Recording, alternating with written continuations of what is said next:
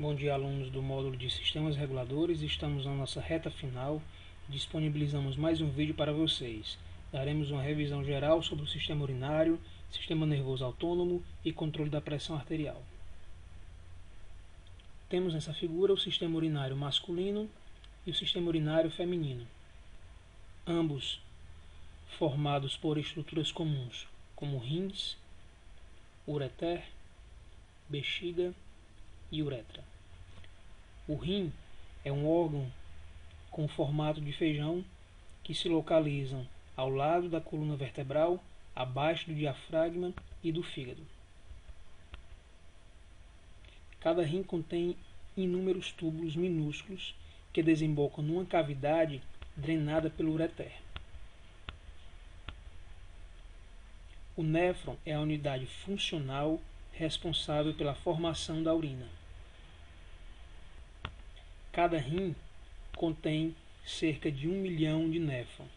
Um néfron é constituído por pequenos túbulos e por pequenos vasos sanguíneos associados.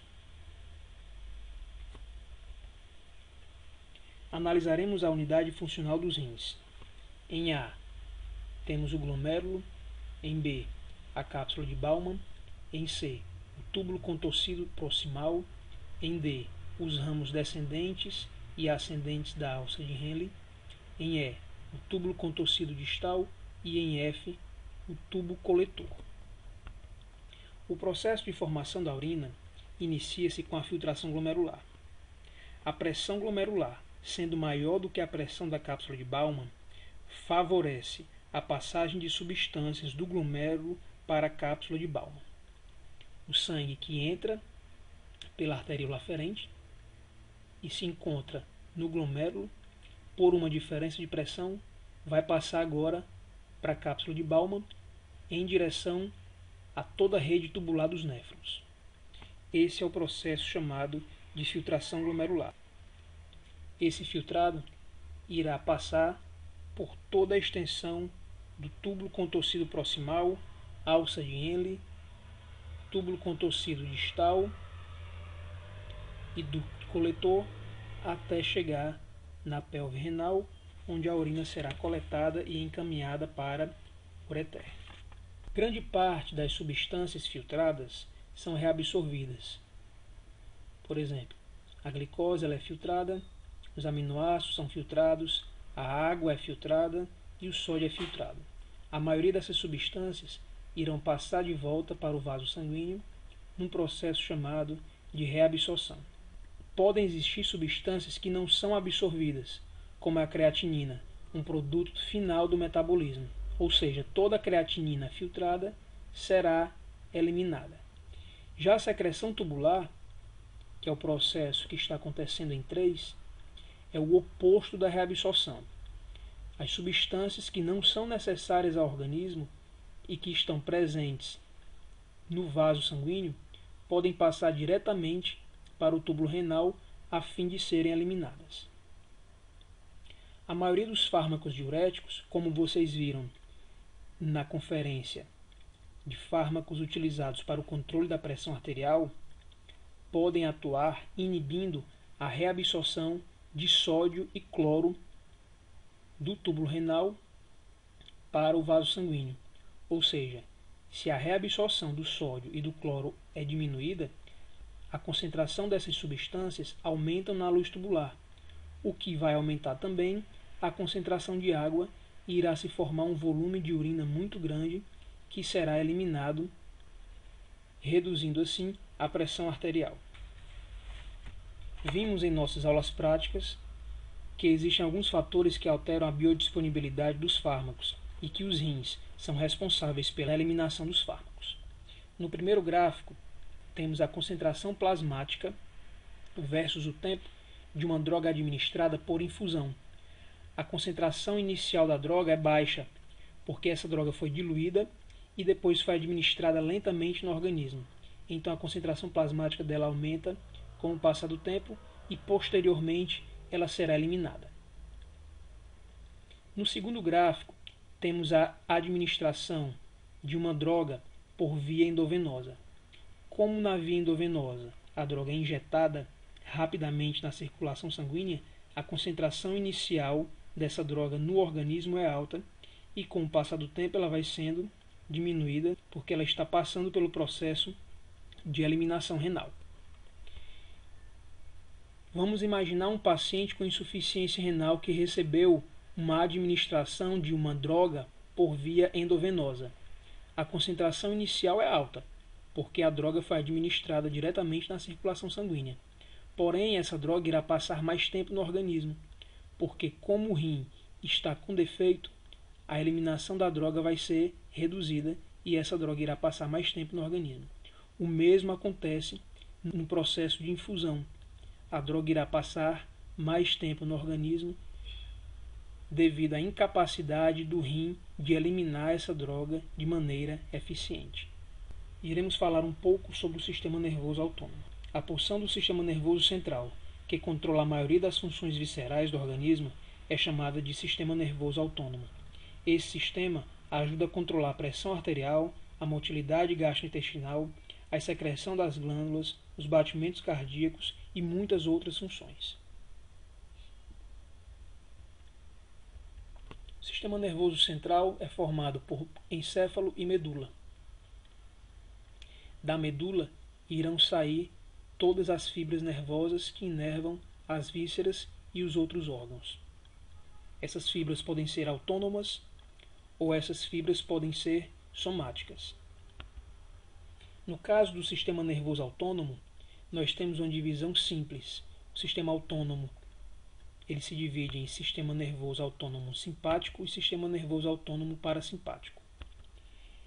Todas as fibras que saem da região tóraco-lombar são consideradas simpáticas.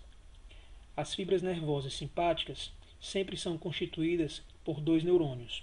Um neurônio pré-sináptico, liberador de acetilcolina, que irá estimular, através de receptores nicotínicos, um neurônio pós-sináptico.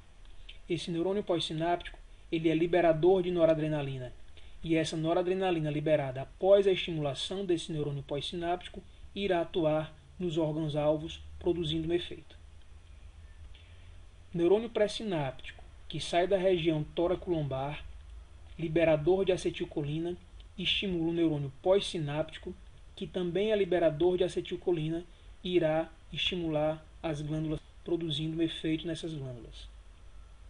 Neurônios únicos, que também saem da região tóraco-lombar, são também considerados neurônios simpáticos, pois o neurônio pré-sináptico irá liberar acetilcolina e irá atuar na medula da suprarrenal, promovendo a liberação de noradrenalina e adrenalina.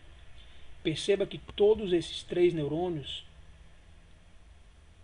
saíram da mesma região, região tóraco-lombar. Portanto, todos eles são considerados neurônios do sistema nervoso autônomo simpático.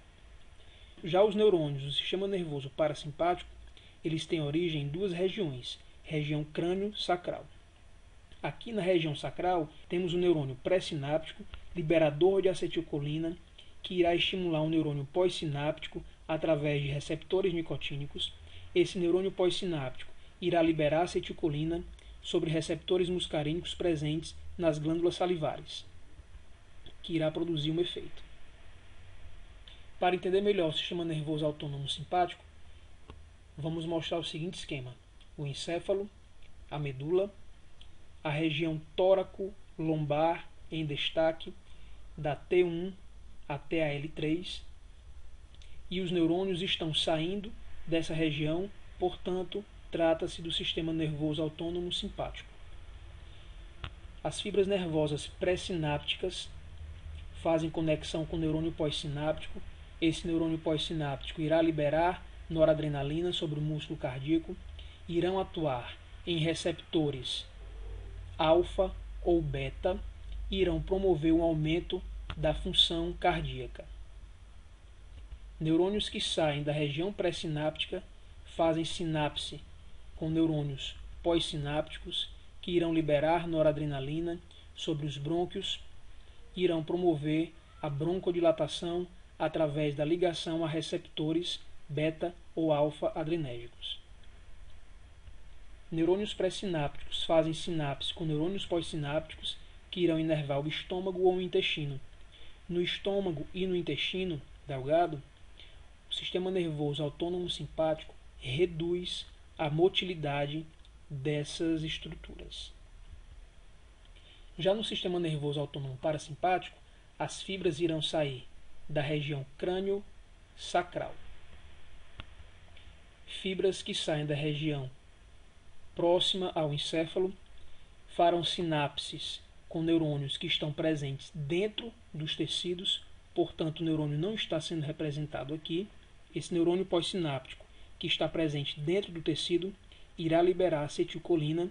Essa acetilcolina irá se ligar em receptores muscarínicos M2 cardíacos e irão liderar uma diminuição da força de contração cardíaca, uma diminuição da contratilidade, uma diminuição da frequência cardíaca e também uma diminuição na velocidade de condução do nodo sinoatrial e atrioventricular.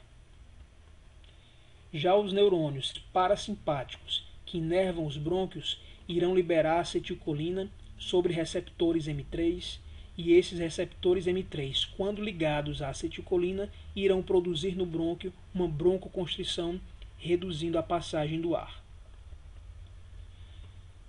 O sistema nervoso autônomo parasimpático no trato gastrointestinal irá promover, através da ligação da acetilcolina em receptores M3, aumento da motilidade estomacal e aumento da secreção ácida. No intestino delgado e no intestino grosso, a acetilcolina liberada por neurônios pós-sinápticos do sistema nervoso autônomo parasimpático irá produzir aumento da motilidade intestinal. Também da região sacral saem neurônios pré-sinápticos que fazem conexão com neurônios pós-sinápticos. Esses neurônios pós-sinápticos que liberarão acetilcolina irão atuar em receptores M3 da bexiga, aumentando o reflexo da micção. Então perceba que o sistema nervoso simpático e o sistema nervoso parasimpático atuam de forma antagônica.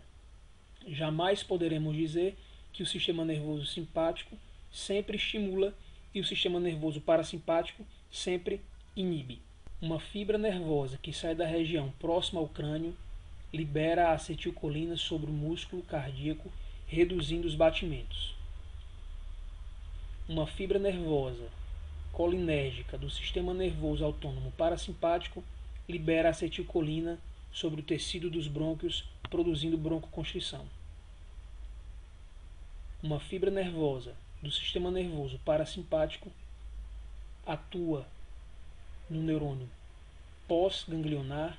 Esse neurônio pós-ganglionar é capaz de liberar acetilcolina e essa acetilcolina irá se ligar a receptores M3, estimulando a atividade do estômago e do pâncreas. Fibras nervosas pré-sinápticas que saem da região torácica irão fazer sinapse com o neurônio pós-ganglionar. Esse neurônio pós-ganglionar, liberador de noradrenalina, produzirá um relaxamento dos brônquios. Neurônios pré-ganglionares do sistema nervoso autônomo simpático irão fazer conexão com o neurônio pós-ganglionar. Esse neurônio pós-ganglionar irá liberar noradrenalina sobre o coração, o que promoverá uma aceleração dos batimentos cardíacos.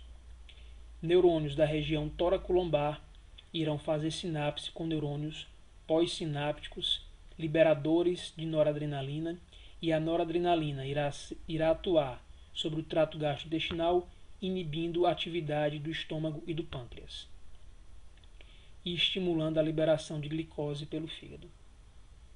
Os receptores muscarínicos para acetilcolina são divididos em M1, M2 e M3. Quando a acetilcolina se liga em receptores M1 presentes no trato gastrointestinal, essa acetilcolina produz a secreção gástrica. Quando a acetilcolina se liga em receptores M2 presentes no coração, produz um efeito cronotrópico, inotrópico negativo, ou seja, diminuição da força de contração, e diminuição da frequência cardíaca. E também provoca um efeito dromotrópico negativo, que é a diminuição da velocidade de condução do nódo sinoatrial e atrioventricular. Quando a acetilcolina se liga em receptores M3, presentes nas glândulas e nos músculos, essa acetilcolina é capaz de produzir um aumento da secreção exócrina das glândulas e uma contração do músculo liso, como brônquios e músculo liso do trato gastrointestinal. Já no músculo liso vascular, quando a acetilcolina se liga em receptores M3, provoca uma vasodilatação devido à liberação de uma substância vasodilatadora chamada óxido nítrico. Já os receptores para a noradrenalina e adrenalina são divididos em duas classes, alfa e beta. Os receptores alfa são divididos em alfa 1, que promove contração da musculatura dos vasos, dos brônquios, do útero e promove relaxamento do TGI e produz relaxamento do trato gastrointestinal. Receptores alfa 2, presentes em neurônios pré-sinápticos. E os receptores beta são divididos em receptores beta 1, presentes basicamente no coração, quando a adrenalina ou noradrenalina se liga em receptores beta 1, presentes no coração, promove o aumento do débito cardíaco, aumento da força de contração e aumento da velocidade de condução. Quando a noradrenalina ou adrenalina se liga em receptores beta 2, promove relaxamento da musculatura, dos vasos sanguíneos periféricos, relaxamento dos brônquios, relaxamento do trato gastrointestinal e relaxamento do útero. Quando a noradrenalina ou adrenalina se liga em receptores beta 3, temos o processo de lipólise, que é a quebra do tecido gorduroso. Nessa tabela mostramos, resumidamente, o tipo de receptor, o tecido onde ele se encontra e a ação do neurotransmissor ou do hormônio sobre os tecidos. Por exemplo, quando a noradrenalina se liga em alfa 1, presente no músculo liso vascular, nós temos a contração do músculo liso vascular. Quando a noradrenalina ou adrenalina se liga em receptores beta 1, presentes no coração, produz-se então inotropismo positivo, cronotropismo positivo e dromotropismo positivo. Quando essas substâncias se ligam a receptores beta 1 presentes no músculo liso do trato gastrointestinal, temos o relaxamento. Quando a adrenalina ou noradrenalina se ligam em receptores beta 2 presentes no músculo liso respiratório, no músculo uterino e no músculo liso vascular que irriga a musculatura esquelética, temos o relaxamento. Quando esses neurotransmissores se ligam em receptores beta 2 presentes no fígado, temos a quebra do glicogênio e a liberação de glicose no sangue. Vamos falar um pouco agora sobre o controle da pressão arterial. O controle da pressão arterial a curto prazo é muito simples da gente entender. Esse controle é o controle neuronal e está relacionado com o sistema nervoso simpático ou parasimpático.